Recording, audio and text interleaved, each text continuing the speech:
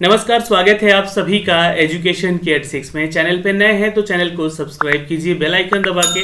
आज की इस वीडियो के माध्यम से हम बात करेंगे बिहार के एक रिक्रूटमेंट के बारे में, जो कि एनआईटी पटना से यानी कि national institute of technology Patna से अपडेट की गई है। क्या है योग्यता, जानेंगे इसके बारे में, और उम्र सीमा क्या होनी चाहिए, क्या मिलेगी सैलरी, यहाँ पे आपको इसके बारे में सारा डिटेल देंगे। लेकिन उससे पहले एक इम्पॉर्टेंट डिटेल ये है कि ये वैकेंसी बहुत कम है, मात्र 38 पदों की वैकेंसी है और 2 तरह के ये पद हैं यहाँ पे जिसके लिए आप आवेदन कर सकते हैं। लेकिन ये पद एक भी निकले तो आपको आवेदन करना चाहिए अगर आप योग्य अभ्यर्थी हैं तो।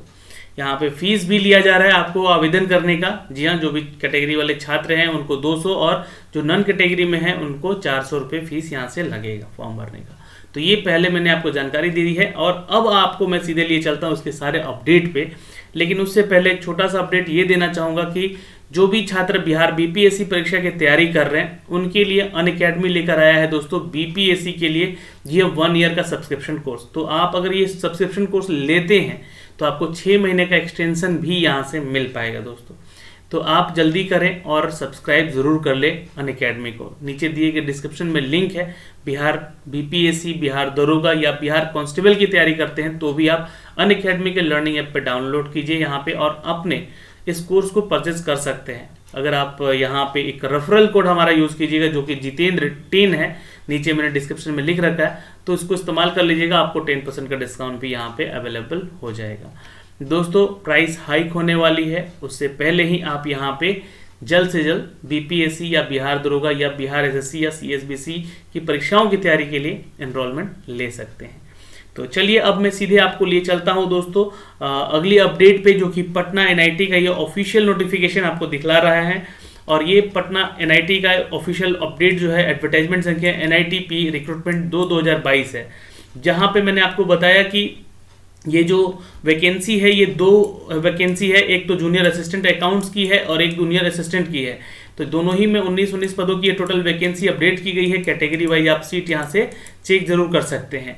यही नहीं दोस्तों, यहाँ पे सैलरी स्केल भी दी गई है, जहाँ पे ग्रेड पे आपका 4200 का है टेक्निकल असिस्टेंट के लिए और वहीं पे ग्रेड पे 2000 का है जो कि जूनियर असिस्टेंट का है। यानी कि सैलरी यहाँ पे कम से कम आपको 15,000 के आसपास मिलेगी और यहाँ पे कम से कम 12,000 के आसपास सैलरी आपको मिल सकेगी।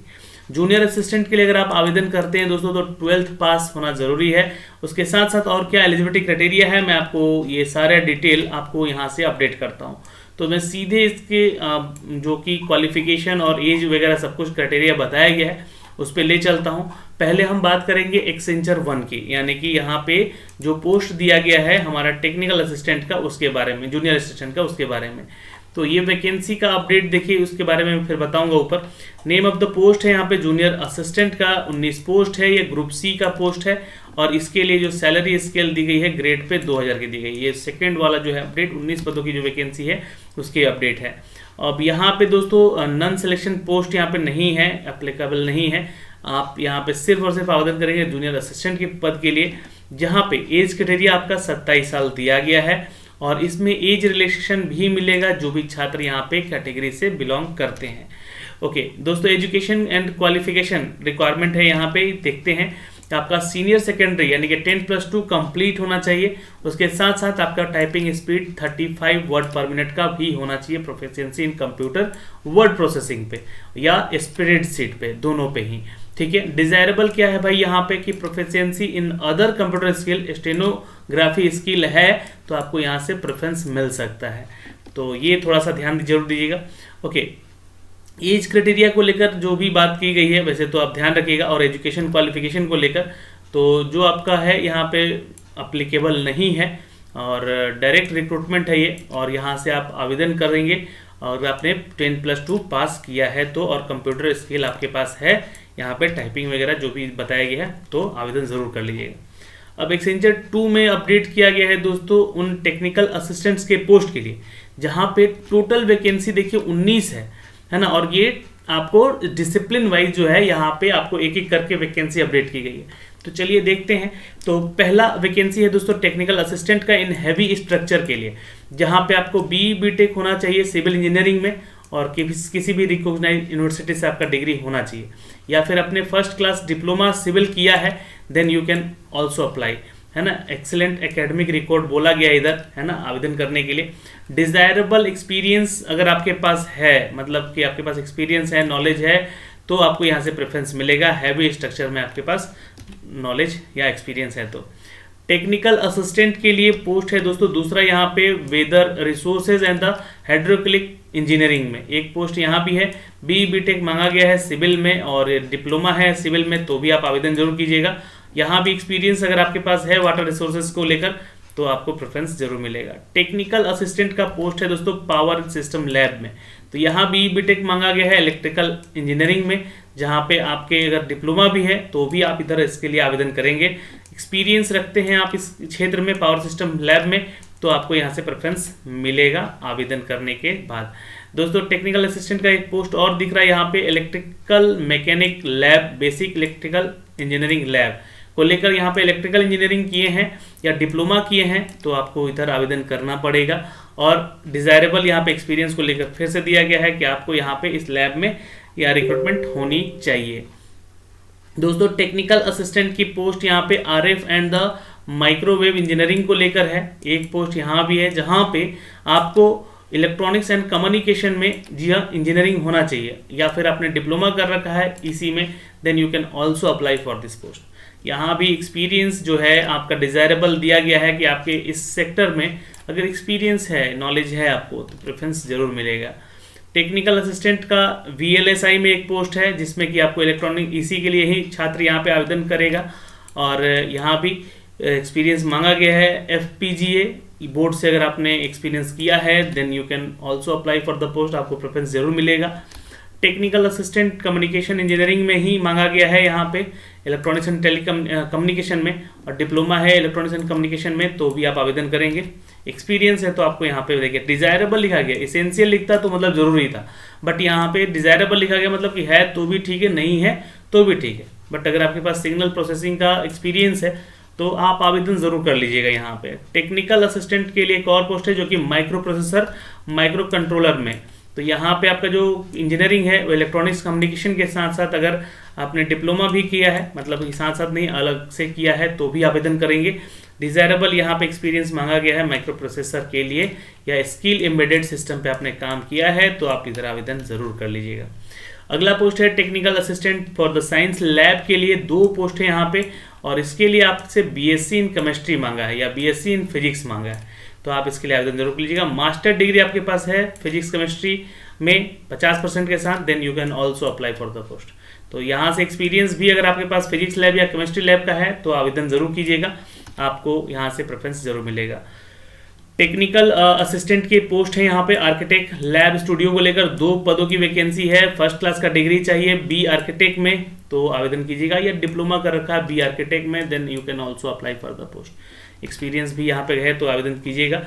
टेक्निकल असिस्टेंट के लिए सर्वर एडमिनिस्ट्रेटिव के लिए 2 पोस्ट है। बीटेक मांग रहा है कंप्यूटर साइंस में भाई, या MCA कर रखा है आपने तो आवेदन कीजिएगा, या फर्स्ट क्लास डिप्लोमा है आपके पास कंप्यूटर साइंस में तो भी आप आवेदन कर सकते हैं। एक्सपीरियंस है आपके पास किसमें, तो लिनक्स या विंडो पे अपने सर्वर पे काम किया है, या फिर सिस्टम इंस्टॉलेशन का काम किया है, या GPU कॉन्फ़िगरेशन का काम आता है, कोटा बेस्ड सिस्टम पे काम कर रखा है, या हार्डवेयर मेंटेनेंस का काम आता है तो आवेदन जरूर कीजिएगा, आपको यहाँ से प्रेफरेंस जरूर मिलेगा। यही नहीं, आपको C++, जावा, सैन, नैस, है ना, इन सभी पे आपने काम किया है तो आपके लिए अच्छी अपॉर्चुनिटी है। NIT पटना में वैकेंसी निकाली गई है।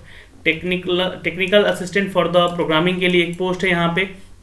कंप्यूटर इंजीनियरिंग के लिए यहाँ पे छात्रों से मांगा गया है, या MCA वाले छात्र भी आवेदन करेंगे। फर्स्ट क्लास डिप्लोमा डिग्री है कंप्यूटर साइंस का तो भी आप इधर आवेदन जरूर कर लीजिएगा। दोस्तों यहाँ पे जो प्रोफिशिएंसी आपका पाइथन में या जावा या मैटलैब में है तो आपको एक्सपीरियंस पे आपके काम आएगा, और आप इसके लिए अगर आवेदन करते हैं तो प्रेफरेंस आपको मिलेगा। दोस्तों अगला पोस्ट है यहाँ पे टेक्निकल असिस्टेंट के लिए नेटवर्क एडमिनिस्ट्रेटिव के लिए, तो इसमें भी आपको कंप्यूटर साइंस इंजीनियरिंग वाले छात्रों को और MCA वाले छात्रों को आवेदन करने का मौका दिया गया है। ओके, यहाँ पे आपके पास डिप्लोमा है तो भी आप आवेदन करेंगे, और एक्सपीरियंस लैन वैन या VPN या फिर ASL या शॉप में या फिर स्विच पे, इस सभी पे मतलब नेटवर्किंग वाले जितने भी सिस्टम है आपने काम किया है, आपके पास नॉलेज है, तो आप यहाँ पे आवेदन कीजिएगा, आपको यहाँ से प्रेफरेंस जरूर मिलेगा। कॉन्फ़िगरेशन भी करते हैं फर्मवेयर का, या फिर ट्रबल शूटिंग करते हैं, नेटवर्किंग डिवाइसेस का इंस्टॉलेशन का काम भी आता है, तो आवेदन कीजिएगा, देखिएगा, सारी चीज़ें आपके लिए है।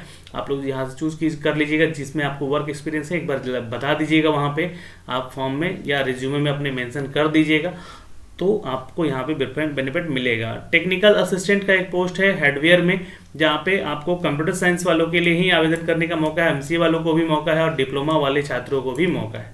लेकिन एक्सपीरियंस अगर आपसे देखा जाए तो इन सभी में अगर एक्सपीरियंस रखते हैं तो आपको यहाँ से फ़ायदा मिलेगा। ये ट्रबल शूटिंग, कन्फिग्रेशन या फिर आपका सैन सर्वर, सीसीटीवी, इन सभी में आपके पास एक्सपीरियंस है, then you can also apply for this post. Technical assistant web programming के लिए अगर देखें तो एक पोस्ट है जहाँ पे कंप्यूटर साइंस वाले छात्र, एमसीए वाले छात्र आवेदन कर सकते हैं, वही डिप्लोमा वाले भी कर सकते हैं। लेकिन एक्सपीरियंस जावा का, C++ का, या फिर हैश C++ का, या फिर ASP.NET का, RDLS का, या फिर प्रोफिशिएंसी है आपके पास DBMS का, तो आप आवेदन कर सकते हैं इन सभी के लिए। आप लोग चेक कर लीजिएगा एक बार। तो ये हो गया पूरा 38 पदों का विवरण, जो कि मैंने आपको डिटेल में बता दिया है। फिर भी अगर आपको लगता है कोई डाउट है तो आप लोग कमेंट सेक्शन में कमेंट करके लिए पोस्ट जरूर लीजिएगा। फॉर्म भरने का जो लास्ट डेट है देखिए 23 मार्च है, और इसको फॉर्म को ना आपको सबमिट करके भेजना है पटना NIT। कहाँ पे है तो ये एड्रेस यहाँ से मेंशन किया गया है दोस्तों, जो कि आप यहाँ से चेक कर सकते हैं। 31 मार्च तक इसको भेज देना है, लेकिन लास्ट डेट 23 मार्च का है आवेदन करने का, ध्यान से देख लीजिएगा। यहाँ से सैलरी बता दी है मैंने, एज क्राइटेरिया बता दिया है, कैटेगरी वाइज कितनी सीटें ये भी बता दिया है। और आपको कोई भी यहाँ पे डाउट रहता है कि कहाँ से आवेदन करें, तो लिंक हमने दे रखा है डिस्क्रिप्शन में, उसको देख लीजिएगा एक बार, और वहाँ से आप स्टेप बाय स्टेप आवेदन ज़रूर कर लीजिएगा। प्रोसेसिंग फीस यहाँ से आपसे ज़रूर लिया जा रहा है, जो कि जनरल UR और EWS और OBC कैटेगरी से आते हैं 400 रुपये, और जो SC ST कैटेगरी से उनसे 200 रुपये फीस चार्ज लिया जा रहा है।